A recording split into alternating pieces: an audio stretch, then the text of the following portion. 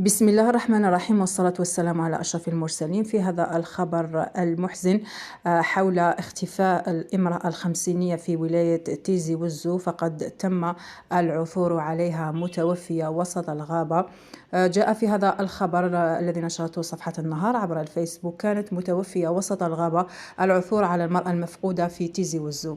عثرت مصالح الحماية المدنية على المرأة المفقودة بولاية تيزي وزو متوفية وسط الغابة على بعد 4 كيلومتر من قرية مداح. كما أفادت الحماية المدنية في بيان لها أنها باشرت عملية البحث عن المفقودة البالغة من العمر 52 سنة، وجاء ذلك إثر نداء عائلة عمار بقرية مداح بلدية تيزي غنيف ولاية تيزي وزو، وبأمر من المدير العام للحماية المدنية، وكانت مدعومة بكل من مديرية الحماية المدنية لولاية البويرة وبومرداس والفرقة الصينو-تقنية للكلاب المدربة بالوحدة الوطنية للتدريب والتدخل بالدار البيضاء.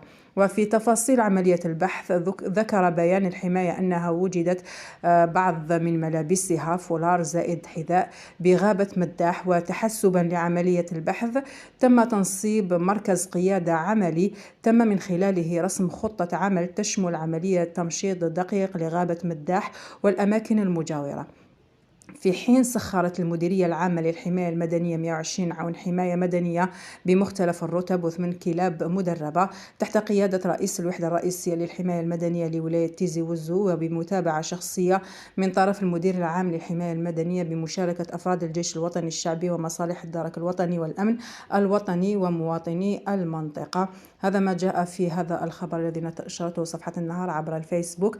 لم يشر هذا المقال حول تفاصيل وجود هذه المرأة متوفية في الغابة، يعني هل كانت توفت بطريقة طبيعية أم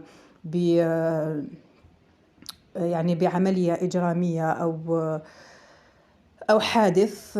فقط هذا ما جاء في المقال. لمزيد من المعلومات يرجى الاشتراك في القناة ليصلكم الجديد حول هذا الموضوع. شكرا على المتابعة، أتمنى الاشتراك في القناة وتفعيل الجرس ليصلكم الجديد. دمتم في رعاية الله وحفظه.